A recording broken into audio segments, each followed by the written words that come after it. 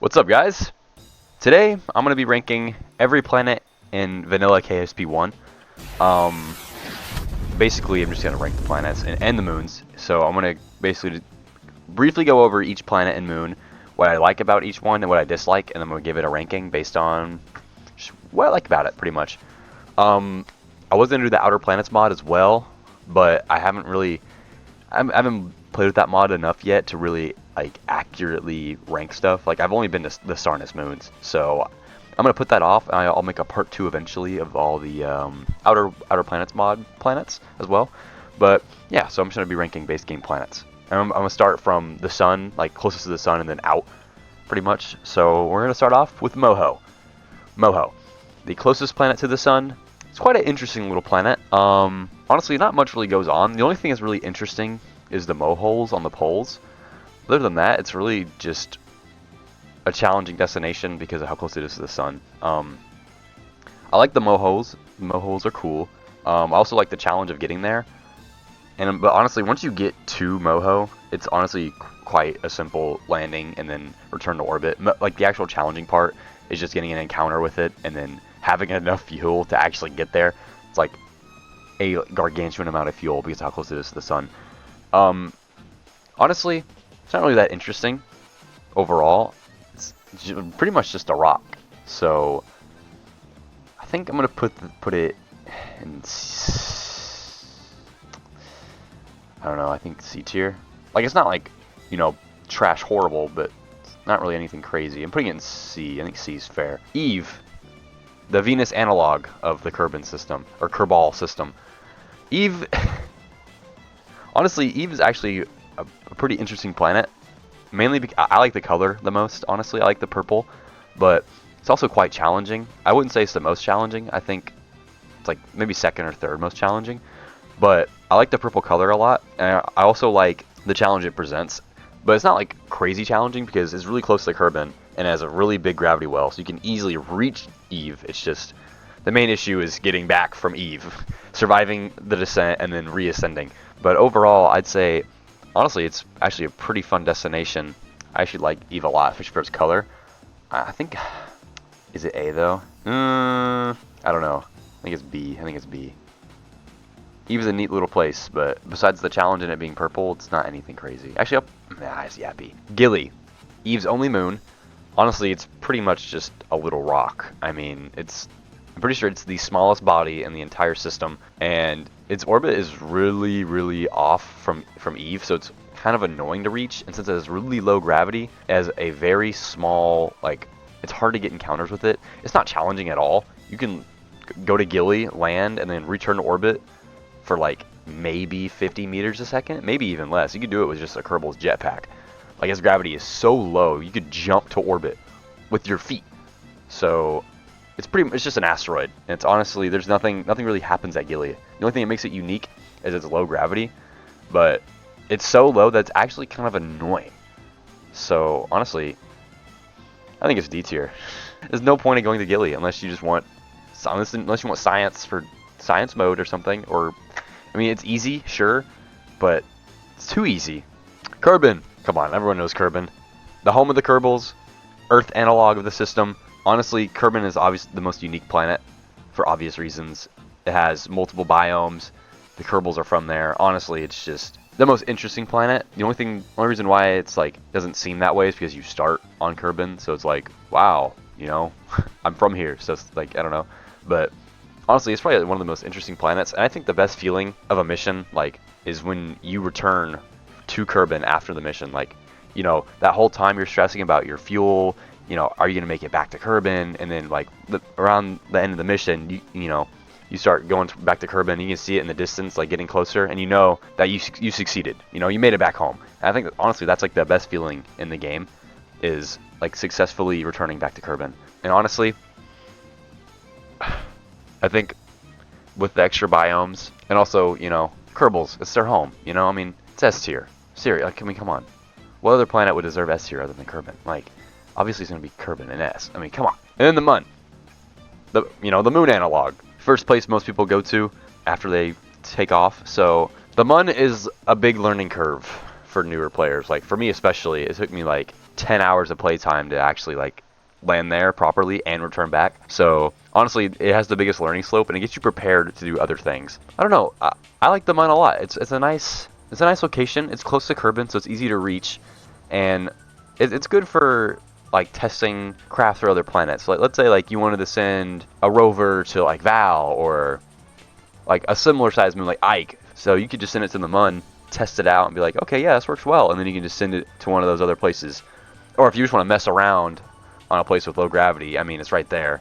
Super easy to reach. It's like 5-minute mission. So it's honestly, it's a really nice location. It's close to Kerbin, easy to reach. You can honestly do whatever you want on the Mun. So for that, I think it's B tier. It would be higher, but it's really just a basic gray rock at the end of the day. Minmus, second moon of Kerbin. I don't think it really has a real life analog. It's kind of just a moon. It's kind of just an icy little rock. But I do like the color scheme of Minmus a lot. I'm a sucker for like blue and purplish colors, so you know, obviously Minmus is a pretty nice color scheme.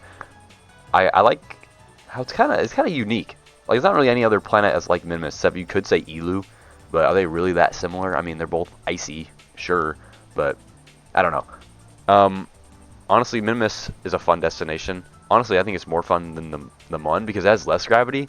But it's not so much less that it's like annoying like Gilly is. It's close to Kerbin. Honestly, the Minmus flats are obviously goated because you can do anything on the flats. You can land a giant surface base and it'll be perfectly fine on the flats. You could land SSTOs. You can easily land rockets on the flats. No issues at all. And the polar regions are a little challenging. So honestly, I think it's A tier. I love Minmus. One of my favorite places to visit in the game. So I'm sticking with A tier. For sure. Duna. Come on. Duna, the Mars analog. Everyone likes Mars. Everyone likes Duna. If you don't like Duna, you're weird. Fourth planet from Kerbal. It has one major moon instead of the two small ones that Mars has in real life. So it's kind of like, it's a little different. But overall, it's pretty much just Mars with large ice caps on the North and South Pole, which is honestly pretty cool looking. I love Duna. First planet I visited outside of, well, yeah, first planet I visited in the game, period. Honestly, a fun destination. I like recreating like stuff like, you know, maybe Mars rovers or space stations. I like building space stations, but honestly, Duna is a pretty good space station spot just because honestly, Duna looks cool. And I just like Duna a lot. Honestly, Duna, it's goated. It's gonna go A tier. For sure. Ike, the moon of Duna. Honestly, I don't know, it's just there. Like, no one plans missions to Ike, you know what I mean? Like, if you're making like a rover, you're like, I'm gonna send this to the Mun, because why would you send it to Ike? The Mun is a better version of Ike, and it's closer to Kerbin. The only thing that makes Ike somewhat cool is that it's the only moon of Duna. But when you go to Duna, you go to Duna. You don't go to Ike, and it can sometimes mess up your rocket's trajectory, and it's annoying. So, yeah, I think it's D tier. Dres. What do I even say about Dres? I mean, it doesn't exist, is what a lot of people say. It's like notoriously just known to not exist. I actually kind of like Dres. This is gonna sound weird, but honestly, it's an easy place to reach. Like it has a slight inclination, and I guess it fills in for the asteroid belt, or I guess it'd be Ceres. I think it's a Ceres analog. But I actually kind of like Dres because honestly, if you want like a simple mission, but you want to go somewhat far, Dres is right there. And the Dres Canyon is very unique. I love the Dres Canyon. It's super fun to mess around with. I go there a decent bit, mainly just for the canyon and stuff. I think actually it's an underrated place to go to. Even though it is a boring gray rock, I think the KSP2 version of it was amazing, where it had the rings and the better textures. I think it looked amazing in a Solid Canyon, but this is a KSP1 tier list. But I think, honestly, I think Dres is underrated. I actually like Dres. I'm gonna put it in B. Honestly. Can't believe I'm putting Dres in B. But yeah, I think it's an underrated place, and I like it a lot actually. So fight me on that. Jool, the only gas giant in the Kerbal system.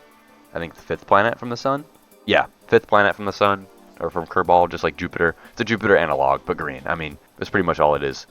Fun fact, it's also the size of Earth in real life, which I think everyone who plays KSP knows that. But yeah, so it's actually a pretty interesting place, mainly because it's moons. Like the gas giant itself, you kind of just go there to go to the moons. You don't go there to land on, you can't land on Jool. I mean, like if you plan missions, it's going to be like to one of its 5 moons. Its moons like actually carry its interest. I think it's cool how it's green. It's nice having a gas giant because it kind of mimics like the real solar system, but nothing really, you can't do much with Jool. Honestly, Jool is just kind of there. It's like a basically just a cool backdrop for the other moons. So I don't know where it should really go. Definitely not A. I'm gonna put it in C tier. Like it's not bad. It's just kind of like you can't do anything with Jool. Like if it had like a surface you could somehow land on, then I think it'd be a lot more interesting. But yeah, I think C. It's just a gas giant, so that's where it's gonna go. Next we have Laythe, the first moon of Jool. The only moon, or honestly any other planet to have like water on the surface, like Kerbin. Laythe is pretty unique because it has oceans and an atmosphere, and it has breathable oxygen, just like Kerbin. And also it has like a little whale skeleton Easter egg on the surface, which is pretty cool. Which implies that there is life somewhere on Laythe, and it can have life. Oh, English. Honestly, Laythe is one of the most interesting destinations because of that. It's kind of like a mini Kerbin, and a lot of people go here to, you know, basically colonize Laythe, pretty much, you know, because it's so similar to Kerbin. It's like, you know, why not? It's right there. It's not really, I mean, I guess it is unique because it's not like based off of like an exact moon or planet, but it's kind of like a mini Kerbin, which is so cool. It's challenging if you're newer. Like I struggled when I first went here for the first 2 times. Honestly, I didn't know what to expect. You can land with parachutes, but the atmosphere, it's not as thick as Kerbin, but it still kind of messes you up if you're unprepared. It's kind of challenging. It's interesting. I like Laythe a lot. I like the oceans. Oceans are pretty cool. Honestly, any planet with water or any kind of like oceans is more interesting to me than a planet without it. So honestly, for that, I think it's an A tier. It's probably one of the most interesting places, I'd say. Val, second moon of Jool, an icy ball. It kind of looks like Minmus, but it's larger. I think it's around the size of the Mun. It's easy to reach. It's just only issues it's in Jool's area, so you know, watch out for Tylo throwing your whole craft off. But it's pretty easy to reach, especially if you know how to do gravity assist and stuff. It honestly, once you get into Val orbit, it's only like it's around the same as the Mun for like landing and going back to orbit. It's quite simple. It's pretty easy. It's actually a pretty nice planet too, especially if you have parallax or like some other mods like visual mods. It's a beautiful, very nice planet. I find it fun going here. Usually when I go to Jool, I'll go to Val, Pol, and Bop like all together. But Val is obviously the star of the show. Honestly, it's one of the better Jool moons in my opinion, and I think it's B. I like Val a lot. It's unique with the ice. It looks cool. You feel accomplished when you go there, but it's not like super challenging. So it's a fun time, and I think the lore of it having like underwater oceans underneath all this ice is a pretty cool concept to me. So yeah, I think B is fair. Tylo, third moon of Jool. I hate Tylo. I hate Tylo, to be honest. This is one of the worst places to go to. It's super challenging. It's about the size of Kerbin with no atmosphere. So you can't use parachutes to stop yourself. Honestly, I think it's harder than Eve. I still avoid landing on Tylo. I've only been a few times, and it's miserable for me every time. I'm kind of trash at the game, so I have a hard time with Tylo. Tylo kills me. This planet kills me, and there's not really anything like that interesting about it. The only thing I will say that I like is that it's easy to use it as gravity assist in the Jool area, and you save a lot of fuel, and it's really nice for that. Other than that, I hate Tylo. Tylo is D tier. Ike is still worse though. Bop, pretty sure Bop's a fourth moon of Jool. I hope. They look almost the same, so I kind of forget. Bop is pretty much just Gilly. I mean, it's like a slightly bigger asteroid than Gilly is, and I guess it's a little more interesting. I mean, it's another gray rock, but it orbits Jool, so what do I even say about Bop? What happens here? It's low gravity.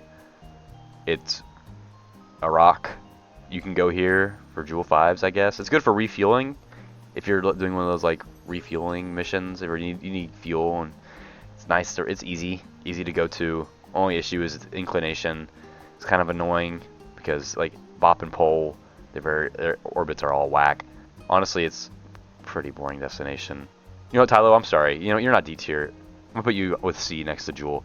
Yeah, no, Bop is honestly boring. Pol. Actually, I like Pol.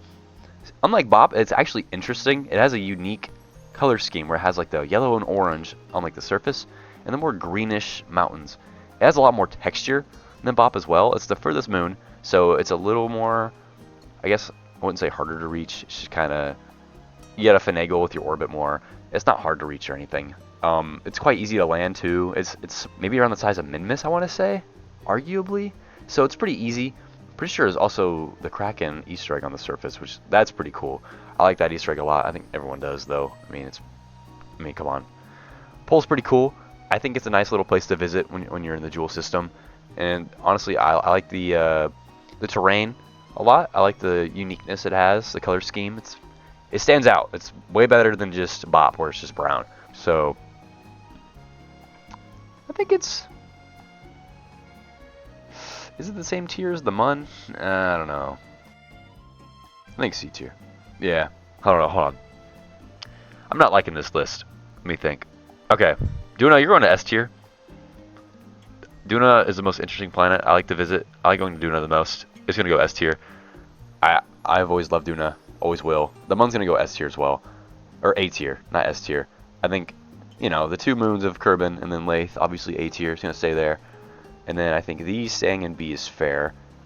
And then I'm going to promote, I think Jool will go to B tier as well, because it's a gas giant. It's kind of unique in that sense. And it has the moons, so I'll give it bonus points. And I'm going to keep these where they are, because, I mean, just look at them. I mean, come on. Alright, yeah. So I feel a lot better about this. This is more, I think this is more accurate. But Kerbin, I still like Kerbin more than Duna. I think it's still higher. I think it's the, I'm going to keep it how it is. And then the last planet, the furthest from Kerbal, Eeloo, the Pluto analog. Eeloo is quite a cool little place. It's not hard. It's kind of scary when you're newer. I put off going to Eeloo for the longest time because I thought it'd be really challenging. It's actually quite a simple place to reach. It just takes a long time, a lot of time warping. But once you've been there once and you know what to expect, it's actually a pretty easy place to reach, and it's fun. It has nice little surface features. I like the iciness of it. It's kind of like Val, but I don't know, Val's like ice, and Eeloo's more of like, it looks kind of more like snow. So I think that kind of makes it unique. I think it's a neat little place. It's kind of fun to go to because how far it is, and it feels kind of rewarding. But it's not challenging at all. Like, it doesn't really have a thick atmosphere. Probably on the same size as the Mun-ish, so it's like quite easy to land and reorbit. It's fun seeing little missions here. Maybe even making a little space station around it. I think it's pretty cool. I don't know. I like Eeloo. It's a nice little place. Nothing much going on, but I think it's B tier. I think it goes along with the rest of these guys. I think it's a pretty chill place. I like Eeloo. I fuck with you, Eeloo. You chill. You chill for real. literally chill. I think you're pretty cool. And we have Kerbal, the main man, the OG of the system. I don't know why I have it in the list. I guess I just wanted to have it be part of the team. You know, if you didn't have Kerbal, you wouldn't have the rest of the system. So I guess it's pretty important. It's nice to charge solar panels. I don't even know why I'm ranking it because it's the star.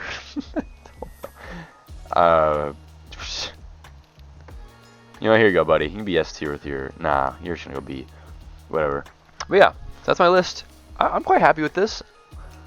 I'm probably gonna get. People are probably gonna be pretty mad that I put Dres above Moho, Tylo, Ike, and Pol.